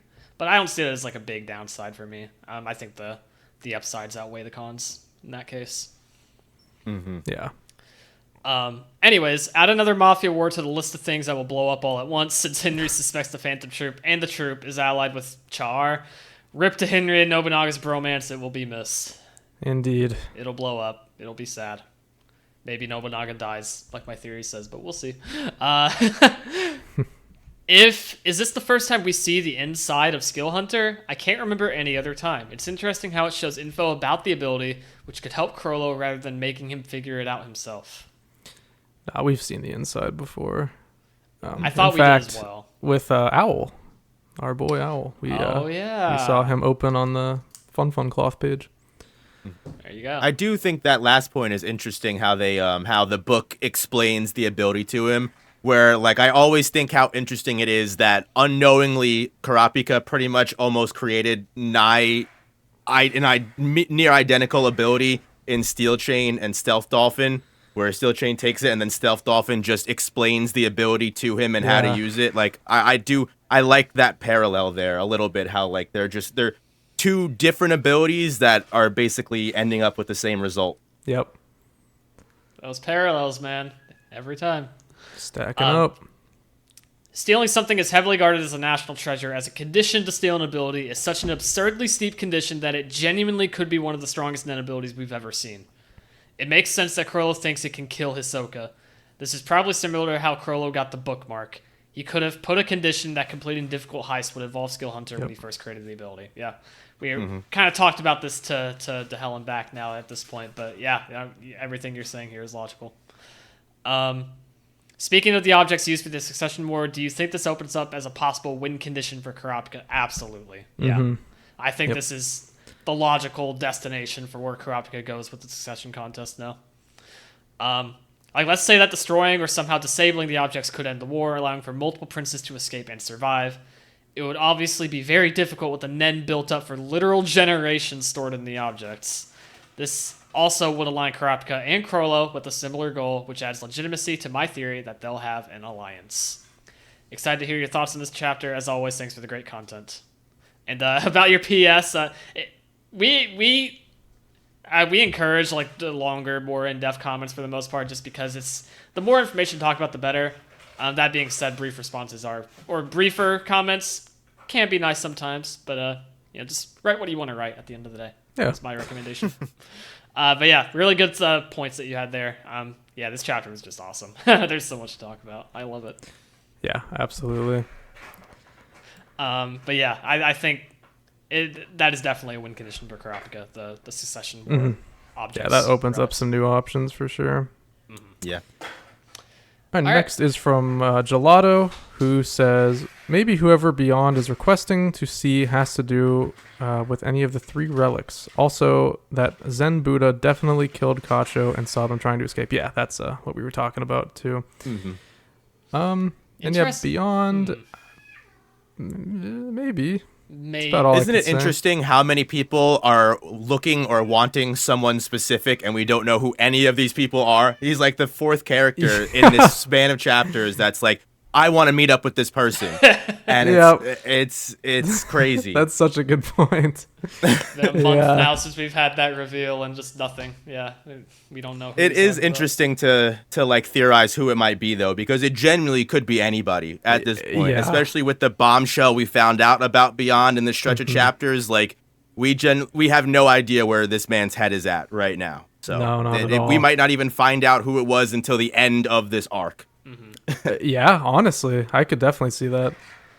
Yeah, I'm not confident that Beyond is maybe interested in the 3 relics necessarily, but who knows? Beyond's really a wild card at this point. I don't know how his goals are set at the Dark Continent for sure. I don't think he's really going to play a major part at all until we get past this, honestly. Well, I think with the Longhi storyline, we'll get something, but I'm just not sure. Towards the finale. Yeah, like basically kind of segueing us into the next arc almost. But the phase of the Succession War we're in right now, I don't think Beyond really is going to play much of a part. I see what you're saying. Too much. Okay. But yeah. My turn? Yep. Or wait. Okay. Who just read? Yeah, I just read. So yeah, you just read. Sorry. Bilbo Skanovich 752. Do you think Chrollo is biting off more than he can chew right now? Remember, that's what got Hisoka killed when he fought Chrollo, and now Chrollo's taking a lot on his plate at the moment. Just seems like this really might be the end for him this time.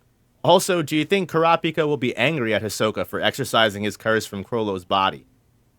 I don't know if Kurapika will be mad at Hisoka specifically. I don't know if he'll. I'm curious to see what his reaction will be in general to finding out Chrollo has Nen again. Yeah.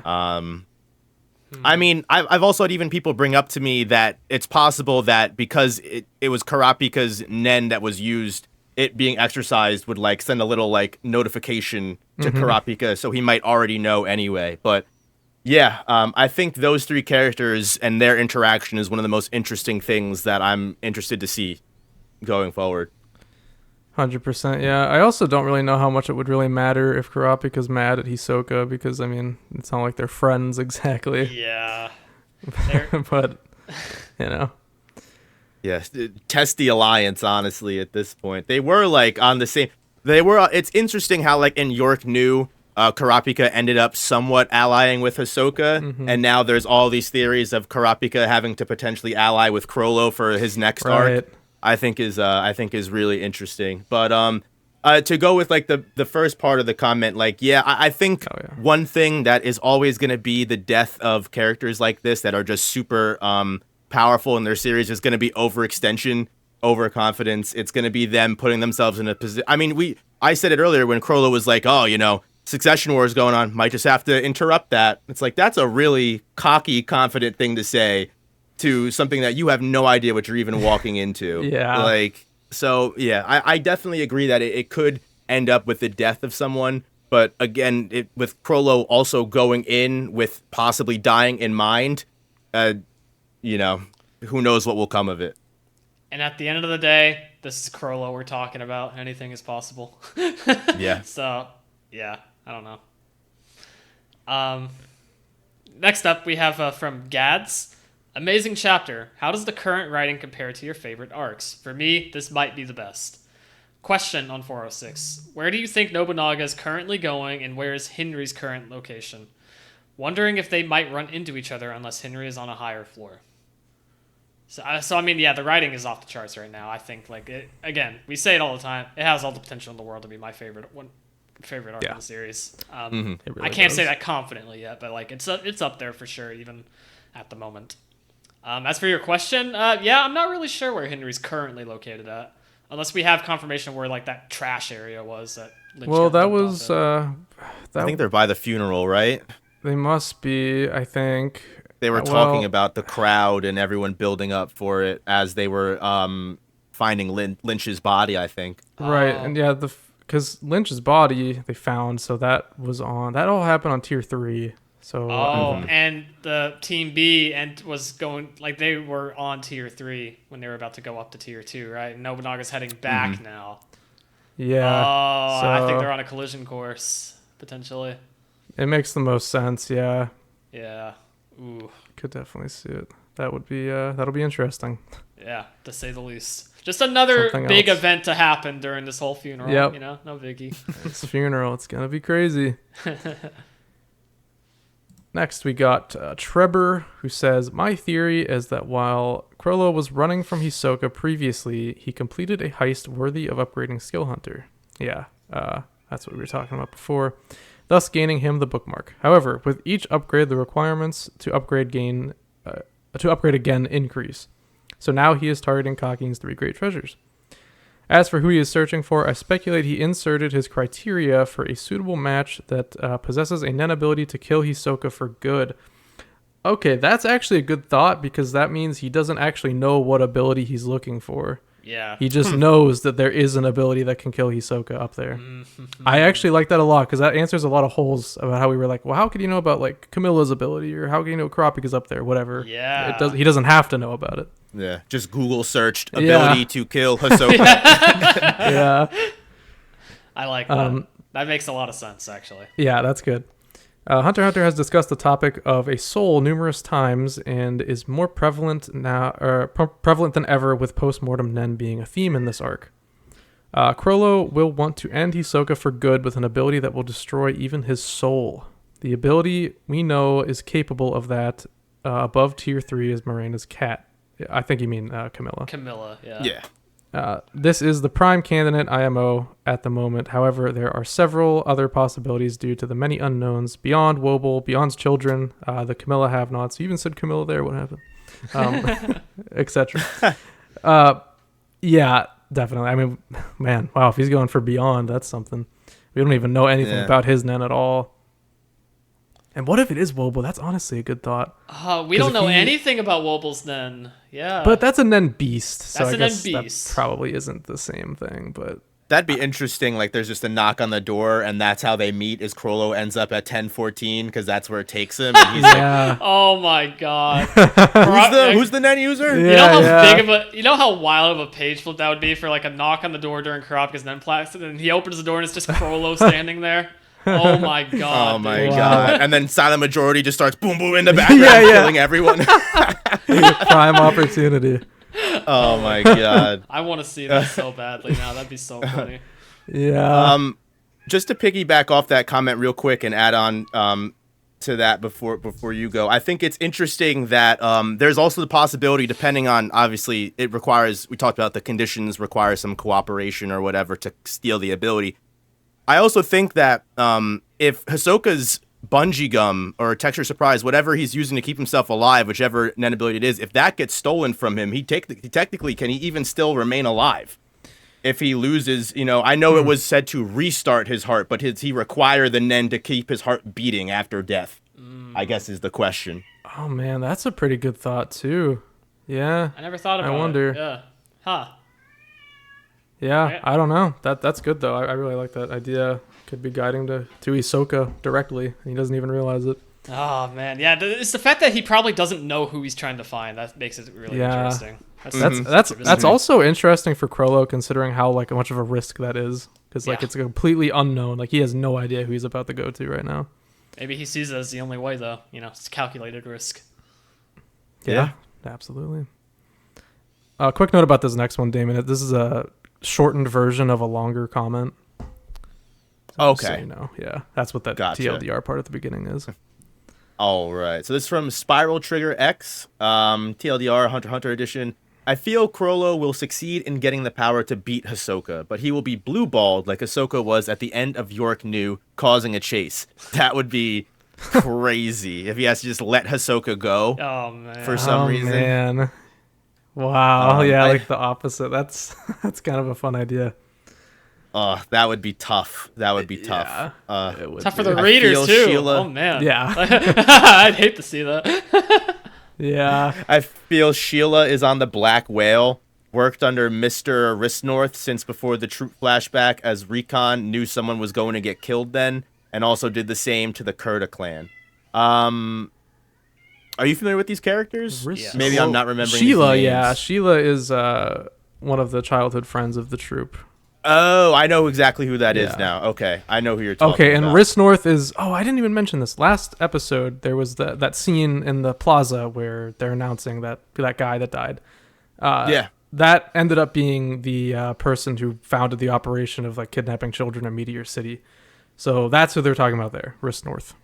Gotcha. Okay. Yep. I predict Risnorth worked under Saradnik and likely died because he failed to get all of the eyes.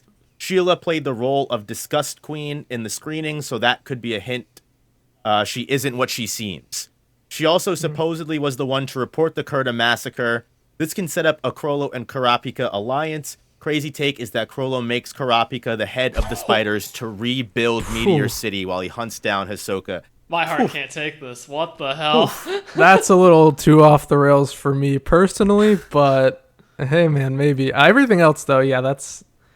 Yeah, the roles they played in the power cleaners thing is something I don't often think about, and that's definitely a connection. We can probably point out something with that. There's something there. For sure.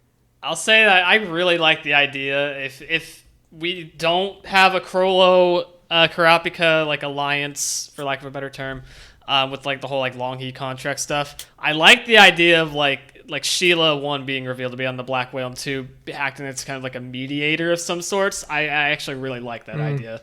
I feel like that could kind of make a really interesting dynamic there for like a new, like, I guess a new faction at that point, but I don't know. More new factions. Yeah, more new factions. Please. Can never have enough. No. But that's a neat idea at the very least, even if it doesn't end up, becoming true. And yeah, again, I'm not under the impression it will go quite off the rails like you put at the end there. But you lost me at the last bit, but everything else. It's fun. It's fun. I'll give it that. Yeah. We're honestly lucky if Kurapika survives this boat ride to the Dark Continent at this point. That's where I'm at too. I think the most tragic ending would be Emperor Time stealing his life at the last second as he gets his eyes from Saradnik. Oh, don't put that visual in my head. Yeah, I'd cry.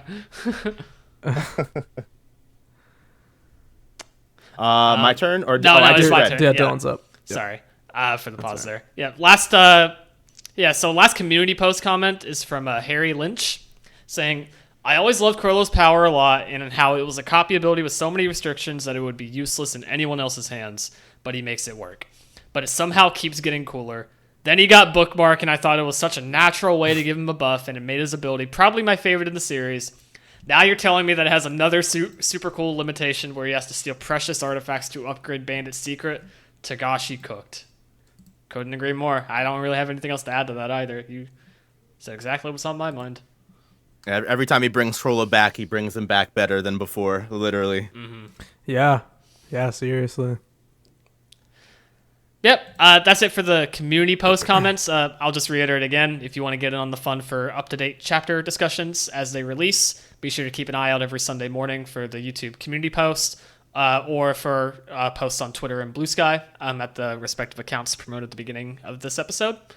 And just keep an eye out for those, and be sure to get in your thoughts in when you can, the Sunday mornings. Yes. So last up, we got a couple of comments from the prior episode, from the YouTube version, that I just wanted to read really quickly and just kind of put some thought into it.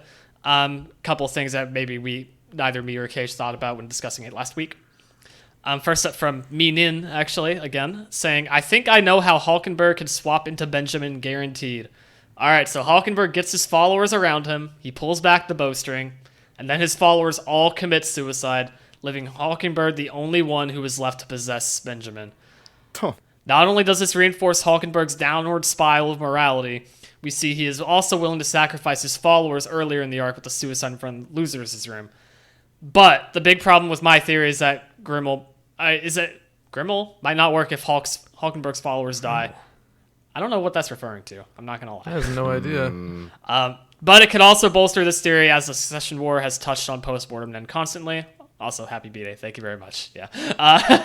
I wanted to shout out this comment specifically because, we were kind of theorizing how, the followers are going to be there when, Halkenburg shows up and balls his body to Benjamin, right? So, something's going to happen there.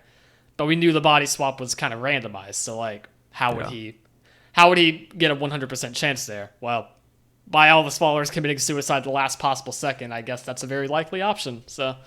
something to kind of think about. And there. We've seen that they are willing to lay their lives down for him, so I wouldn't be surprised at all to see that happen. That would be an insane move, but man, I could totally see it. Mm-hmm. Yeah, and it kind of corresponds with the panel that happened in the last chapter. I think we saw Halkenburg, where it's the knight standing atop the floor of dead bodies. Yeah. Yep. And he's basically in order to achieve what I have to do, I may have to make something along the lines. I may have to make sacrifices to do this, but it's all for the greater good. Bingo. Yeah. So it wouldn't surprise me if that is the case. I always had the theory that even besides this, that he would just, I interpreted that as him discarding his previous body and just being fully aware that, look, I'm just going to have to body swap for the rest of my life, but that's okay because I'm going to get what I want. And he's just going to use his followers constantly as a never-ending source of bodies to swap to. But again, there's the way that the story goes, it really could be so many different things. I think it's such an interesting comment, honestly, genuinely. It makes 10 times more sense than what I was yapping about. And here's a fun thing to think about as well. So obviously, give him all the power to do the body swap, then die, and then let's assume he does successfully swap with Benjamin's body. It's so funny to think about how even though he loses all of his previous followers, now he's in Benjamin's body with arguably even more followers. So something could be at play there as well going forward, with his ability still being able to be a thing potentially, depending on how the specifications of it work. Mm-hmm. So hey, it's just a really interesting thought that I wanted to shout out. Yeah, that's a great one. And then last up from Kaige, I think the Joker, which is what's Wang referenced in regards to Haley and Morena last chapter, might be Kaiser. Kaiser is a wild card who might be helping anybody on this ship, actually. But Haley registered their members as civilians, and with that, they bypassed Justice Bureau. Kaiser can easily help them without getting caught since they are not some shady mafia members on paper. Kaiser also basically wants to destroy everything. I mean, have you ever seen him rejecting an idea of killing someone? Fair point. Another thing is that we know new Haley room or offices on Tier 2 and Justice Bureau 2. I might be forgetting other connections. So, this was just... We kind of talked about last episode, especially Kaige, how we were just thinking Joker could just be Dogman or Hisoka, even if we want to get a kind of more crackpot theory out there. But never brought up Kaige though, and that actually seems like a very likely choice. Yeah, this is like a middle ground between the two options you just said. I love this. I think this is really good because, this whole time Melody's like, all right, which prince is Kaige working for? But it's not. It'd be Morena in this case, a mafia family. And I think that's a really good way to subvert the expectations there. And also, it's something that Melody would never even really guess, I don't think, because she probably doesn't even really know the mafia is on the boat. Like, there's no reason to know that with what she's doing. Any knowledges of the mafia in general, yeah. So. Yeah, she wouldn't have to know about it. But yeah, I love this idea. This is now my personal front-running idea for who Joker is. I think this is really, really good. I completely agree, 110%. I love the theory, and something that I think even backs the Kaige being the Joker theory that I even put together and some of like my own research was, I think it's interesting that Melody keeps trying to read Kaiser's heart, and she's like, your heart makes no motion, even when you're telling me that you love me, you're telling me these things where your emotions should be playing, they're not. So it makes me think that obviously everything is telling me you're not being manipulated, but it seems like you are unaware you're even being manipulated. Going back to Kurapika's explanation of what Zhang Lei's guardian spirit beast might be, I thought like he actually to a T ended up describing what Morena's contagion might end up just being in general too, where just some kind of pseudo manipulation, or maybe not just contagion, some other Nen ability. Let's say if Kaige is the Joker and he's being pseudo manipulated, which as Kurapika describes, you're being manipulated in a way that it makes sense that you're coming to your own conclusions. You're being pseudo manipulated subtly. Your thoughts are just being changed to be loyal to that person. If Kaige was being manipulated to a point where even he didn't realize he was being manipulated, it wouldn't trigger Melody's heart, sensory. So I think that even makes sense too, where he might be the Joker. But that's just my personal take on the theory as well, where he could be being manipulated without actually being manipulated. Yeah, no, that's a good call. I think that's actually really interesting. I could totally see that. The connections make sense, I think, inherently, and for sure. Yeah. Yeah, it's just very good theory, I think, and it really adds a something to. I don't know. It just makes Kaige a lot more. It makes the answer to how Kaiser's relevance ends up taking form. It makes it make sense, I think. So I would love to see him in that role. I think this being the case would make a lot of other pieces click into place too, which I think is also worth bringing up. Absolutely. I love this. I just love this whole thing in general, like how we can talk about this kind of stuff such in depth. Like that's the beauty of this arc, man. There's so many things you can just ramble on and on about forever, and it might not make any sense in the future, but it's cool to talk about it in the moment and speculate. Yeah. I just love that about this arc. So many cogs that turn every single chapter. Yeah. Yeah, it's so cool. I don't even think you could really do this with like Chimera Ant. I wasn't around for Chimera Ant speculation back then, but I don't even think you could go this deep in the weeds on stuff that happened there. Definitely not. Yeah. Way less politics. I think really maybe involved in Chimera Ant. Yeah. Maybe before the palace invasion, like just trying to like theorizing what was going on, but like I feel like where Chimera Ant was a lot more straightforward, like arcs like this, and like even like a little bit like Greed Island, were like so like. There's so many different things happening at one single point in time. Yeah, I'd argue York knew too, to a lesser degree, but still. Yeah. Mm-hmm. Yeah. All right. Well, I mean, I think that's pretty much all we got to say about the chapter at this point. Anybody have any extra thoughts they want to get off their chest before we round off? I think a lot of the community comments kind of spilled everything out, that was left to talk about. So I think that's on my end. Yeah. All right. Right on. Well. With that, this has been the Hunter Association. Thank you so much for listening. We are available on all major podcasting platforms, as well as YouTube for the video version.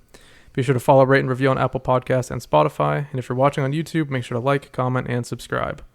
You can also follow us on Twitter at TXHXAPod and Bluesky now as well. Dylan runs the Twitter. I run the Bluesky.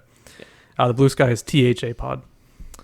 For updates on the show, as always, we will be here every week at the same time talking about Hunter x Hunter.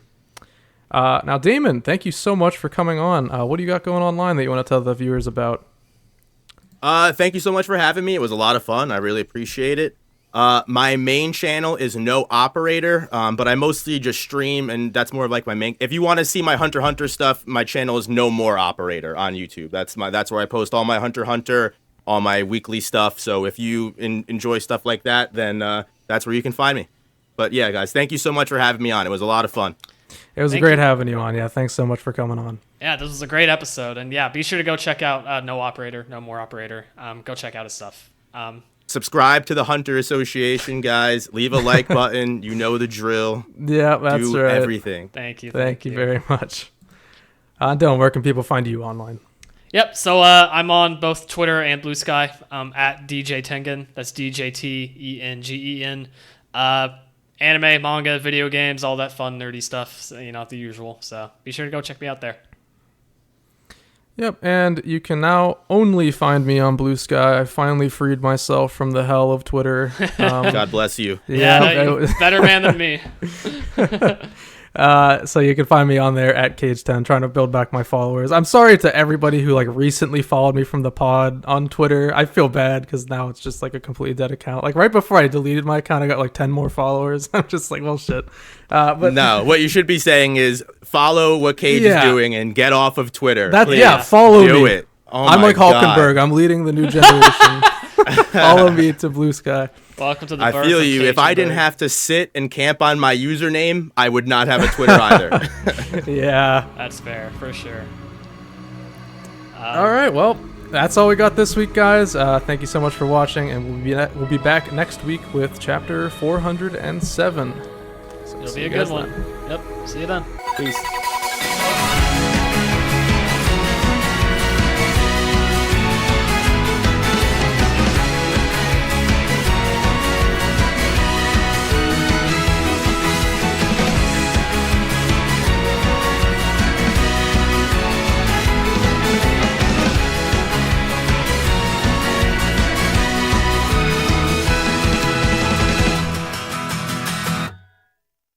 Oh yeah, funny story about whenever I was reaching out to you through email.